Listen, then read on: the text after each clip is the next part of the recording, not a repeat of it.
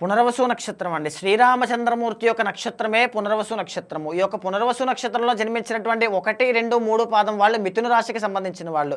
Especially ఈ 3 పాదాల వాళ్ళకి కరెంట్లీ కెరీర్ పట్ల ఇబ్బందులు కనబడుతూ ఉన్నాయి. మీరు జాబ్‌లో ఉన్నా, బిజినెస్‌లో ఉన్నా ఆర్ లేకపోతే జాబ్ ట్రయల్స్ చేస్తూ ఉన్నా, ఎడ్యుకేషన్‌లో ఉన్నా, ఎక్కడున్నా సరే ఏదో ఒక బ్రేక్ రావడం, ఆటంకాలు, నెగెటివ్ ఎనర్జీ లోపలికి వెనక్కి లాగడం ఇలాంటివి కనబడుతూ ఉంటుంది.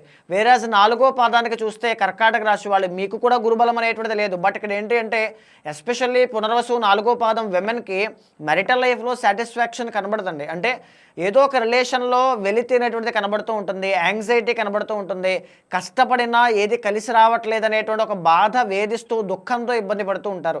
జనరల్లీ చాలా సెన్సిటివ్ 4వ పాదం వాళ్ళు. సో ఇక్కడ పునర్వసు నక్షత్రం వాళ్ళు మేము ఏ స్టోన్ ధరించాలి, మా జాతక చక్రం ప్రకారము, మా జన్మ లగ్నం ప్రకారము ఏ స్టోన్ వల్ల మాకు టర్నింగ్ పాయింట్ వస్తుంది, దేనివల్ల మాకు పాజిటివ్ ఎనర్జీ అనేటువంటిది మేము చూస్తామనేటువంటిది ఉంటే మా ఉమా సారా టీమ్కి మీ date of birth, time of birth, place of birth 3 పంపించండి.